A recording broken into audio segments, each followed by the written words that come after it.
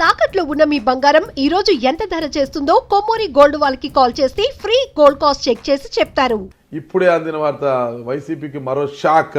వైసీపీకి రాజీనామా చేసిన మాజీ ఎమ్మెల్యే గ్రంథి శ్రీనివాస్ అంటూ ఒక స్క్రోలింగ్, అసలు ఫ్లాష్ బిగ్ న్యూస్ అంటూ. ఏంటి అసలు అంత షాక్ ఇచ్చేసారు ఉన్నట్టుండి మీరు? మీకు జరిగిన అన్యాయం ఏంటి? ఏదన్నా అంటే మీడియా ముందుకు నాకు అన్యాయం జరిగింది, జగన్మోహన్ రెడ్డి గారు నన్ను అవమానించారని ఏదేదో చెప్తున్నారు, కానీ క్లారిటీ ఇవ్వట్లేదు. ఎక్కడ అన్యాయం జరిగింది మీకు? ఎవరు అవమానించారు మిమ్మల్ని? అసలు ఏం జరిగింది? అంతటి నిర్ణయం ఎందుకు తీసుకున్నారు మీరు అనేది? సార్ ఏం లేదు సార్, నాకు యాక్చువల్గా వైసీపీలో జాయిన్ అవ్వడం అంటేనే ఫస్ట్ ఇష్టం లేదు. నేను జగన్మోహన్ రెడ్డి గారు పిలిచారు. రాజకీయాలు అంటేనే పెద్ద ఆసక్తి లేదు, ఇంట్రెస్ట్ లేదు. జగన్మోహన్ రెడ్డి గారు హైదరాబాద్ రమ్మని పిలిస్తే వెళ్ళాం. ఒక పార్టీ అధ్యక్షుడిగా, ప్రతిపక్ష నాయకుడిగానో అది ఇదిని ఆయన పిలిచినప్పుడు మనం గౌరవం ఇచ్చి, ఎవరో ఏ పార్టీ పెద్ద అధ్యక్షుడు పిలిచినా మనం వెళ్ళడం అనేది మన మర్యాద.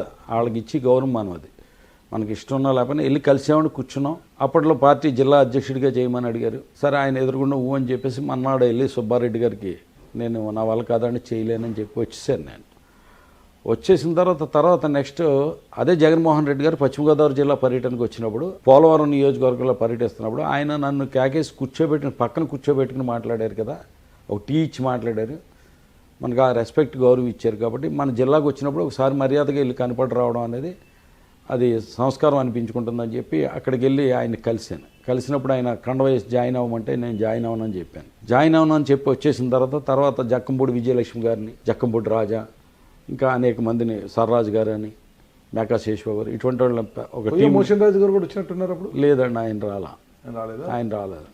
వీళ్ళందరూ వచ్చి జగన్మోహన్ రెడ్డి గారు జిల్లా నుంచి వెళ్ళి లోపల పార్టీలో జాయిన్ అవ్వమంటున్నారని అంటే, నేనేం చేశానంటే ఒక రాష్ట్ర పార్టీ అధ్యక్షులు, మాజీ ముఖ్యమంత్రి కొడుకు, ఓ మాజీ పార్లమెంటేరియను, ప్రతిపక్ష నాయకుడు మన ఇంటికి వచ్చి మనల్ని జాయిన్ చేసుకుంటాడు ఏంటని చెప్పేసి, మా ఇంటికి వచ్చి జాయిన్ చేసుకుంటే జాయిన్ అవుతాను అన్నాను. అంటే వచ్చేస్తున్నాడు ఆయన. అంటే యాక్చువల్ రాజకీయాలు నాకు పెద్ద ఇంట్రెస్ట్ లేదు. ఎందుకు? మీరు 2004లో ఎమ్మెల్యేగా చేశారు కదా? చేశానండి. ఎమ్మెల్యే రుచి చూశారు కదా మీరు?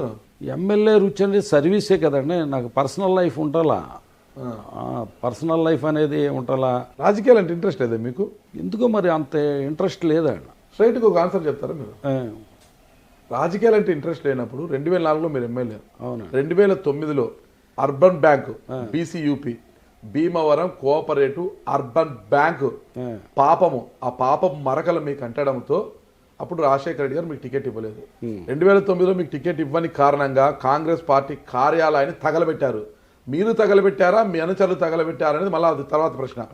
కానీ వెనకాల మీ హ్యాండ్ అయితే ఉంటుంది. మీకు ఇంట్రెస్ట్ లేనప్పుడు మిన్నకుండి పోవాలి, కానీ పార్టీ కార్యాలయాన్ని తగలబెట్టారు అంటే అప్పుడు మీకు టికెట్ రాలేదని అక్కసుతో అన్నా తగలబెట్టి ఉండాలి, రాజకీయాలంటే పిచ్చితోనైనా తగలబెట్టి ఉండాలి. మరి ఏం జరిగింటారు? తగలబెట్టారు. మరి ఈ రోజు ఎందుకు రాజకీయాలంటే ఇంట్రెస్ట్ లేదు? ఇక్కడ చిన్న పాయింట్ అండి, అర్బన్ బ్యాంక్ పాపం అంటున్నారా, అది అంటున్నారా, తప్పు చేసామన్నట్టుగా మీరు ముద్ర వేస్తున్నారు.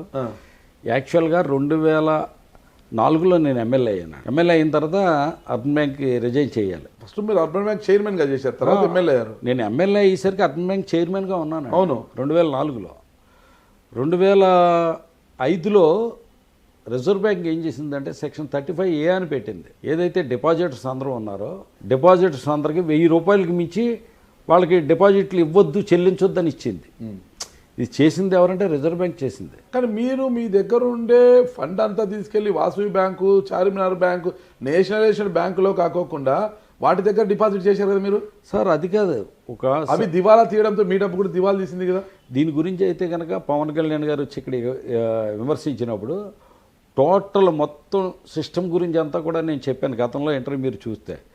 యాక్చువల్గా ఏంటంటే డిపాజిట్స్లో 30% సిఆర్ఆర్ ఎస్ఎల్ఆర్ కింద 30% వేరే నేషనలైజ్డ్ బ్యాంకులు కానీ, షెడ్యూల్ స్టేటస్ బ్యాంకుల్లో కానీ, లేదంటే జిల్లా కోఆపరేటివ్ బ్యాంకుల్లో కానీ ఇన్వెస్ట్ చేయాలండి. అది ఒక 30%, 100 crores ఉంటే 30% అక్కడ ఇన్వెస్ట్ చేయాలి కంపల్సరీ. ఇది కాకుండా నెక్స్ట్ గవర్నమెంట్ సెక్యూరిటీస్లో దాంట్లో 15% చేయాలి.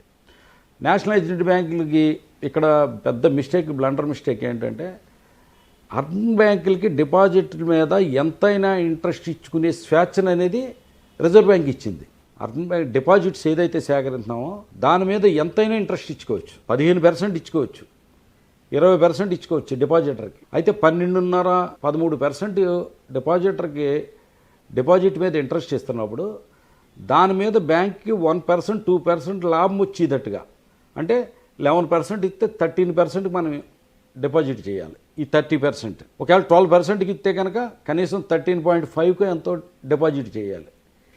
ఇలా చూసుకుంటే నేషనలైజ్డ్ బ్యాంకుల ఇంట్రెస్ట్లు వచ్చేసరికి 8-9, మీకు డిపాజిటర్కి వచ్చేసరికి 11%, 12% ఇంట్రెస్ట్ ఇస్తూ నేషనలైజ్డ్ బ్యాంకులో 9%కి డిపాజిట్ చేస్తే ఎంత లాస్ వస్తుంది? మీకు 3-4% లాస్ వస్తుంది. అప్పుడు బ్యాంకు దివాళా తీస్తుంది. ఎప్పుడైతే షెడ్యూల్డ్ స్టేటస్ బ్యాంకులు, అర్బన్ బ్యాంకులు ఉన్నాయో అవి అదనంగా 2%, 3% ఇంట్రెస్ట్ ఇచ్చి మీకు, అయితే ఈ బ్యాంకులకి సంబంధించి ఇన్వెస్ట్ చేసుకుంటానికి రిజర్వ్ బ్యాంక్ పర్మిషన్ ఉంది. కానీ అవి దివాళా తీయడంతో మీరు దివాళా తీసింది కదా మీ బ్యాంకు. మీకు చిత్రం ఏంటో తెలుసా? మీకు దివాళా తీయడం అంటే వాసవి కోఆపరేటివ్ అర్బన్ బ్యాంక్ ఉంది sir. Vasavi cooperative urban banks కానీ, షెడ్యూల్డ్ స్టేటస్ బ్యాంక్ కానీ ఒక రిజర్వ్ బ్యాంక్ నామ్స్ ప్రకారం ఎన్పిఏ ఎంత ఉండాలి అనేది ఉంటుంది. ఆ ఎన్పిఏ వచ్చేసరికి ఇంచుమించు సిటీ బ్యాంకులకి అయితే 6, 7 ఎంత ఉంటుందని, లేకపోతే 8 ఎంత ఉంటుంది. వాసవి కోఆపరేటివ్ బ్యాంక్ వచ్చేసరికి ఎన్పిఏ వచ్చి 35% ఉంది. నిజంగా ఎలా ఉంటుందంటే మీకు 35 ఉన్నదనేది ఓన్లీ మేము అర్బన్ బ్యాంక్ చైర్మన్గా ఏంటంటే బ్యాంక్ మీటింగ్కి వెళ్తాం. మీటింగ్కి వెళ్ళిన తర్వాత ఎజెండా ప్రకారం లోన్ శాంక్షన్స్, ఇన్వెస్ట్మెంట్స్ అవన్నీ రికార్డ్ చేసుకుంటాం, వచ్చేస్తాం. కంటిన్యూషన్ డే టు డే ట్రాన్సాక్షన్స్లో చీఫ్ ఎగ్జిక్యూటివ్ ఆఫీసర్ అనేది డే టు డే డిపాజిట్ తీసుకుంటారు. తీసుకున్న డిపాజిట్లు ఎక్కడ ఇన్వెస్ట్ చేయాలి ఏంటన్నదంతా కూడా చీఫ్ ఎగ్జిక్యూటివ్ ఆఫీసర్ అధికారం. అది ఓన్లీ దీనికి సంబంధించి పాలక వర్గానికి ఎటువంటి అధికారం లేదు, అటువంటి వాటిలో ఇన్ఫ్లుయెన్స్ చేయకూడదు కూడా. ఆఖరి రిజర్వ్ బ్యాంక్ రూల్స్ ప్రకారం లోన్స్ ఇచ్చి దాంట్లో కూడా బ్యాంక్ చైర్మన్ కానీ, డైరెక్టర్లు కానీ దాన్ని ఇన్ఫ్లుయెన్స్ చేయకూడదు. మొత్తం మీద అర్బన్ బ్యాంక్ డిపాజిట్దారులందరికీ కూడా చెల్లించేశారు డబ్బులన్నీ కూడా. మొత్తం చెల్లించేసినట్టే. అంతే అంటే మెర్జింగ్ కూడా అయిపోయింది కదండి వేరే బ్యాంకులో. అంతే. ఇప్పుడు ఏం అంత క్లియర్ లేదు, క్లియర్ అండి, క్లియర్. ఓకే. మరి ఓకే, ఇప్పుడు రాజీనామా చేశారు, రాజకీయాల మీద ఇంట్రెస్ట్ లేదు. ఆ రోజు 2009లో టికెట్ రాకపోతే పార్టీ కార్యాలయం తగలబడింది. మరి రాజకీయాల మీద ఇంట్రెస్ట్ ఉండి తగలబెట్టారా, లేక తగలబెట్టారా అనేది పక్కన పెడితే ఈ రోజు ఎందుకు మళ్ళీ? లేదు, కార్యకర్తలు అది చేసిన పని అండి. అదే కార్యకర్తలు చేసిన చాలా ఎక్కువగా మనం అంటే అభిమానం ఉన్నవాళ్ళు ఉన్నారు. సుమన్ టీవీలో మీ పర్సనల్ అండ్ బిజినెస్ ప్రమోషన్స్ కోసం కింది నెంబర్కి కాంటాక్ట్ చేయండి.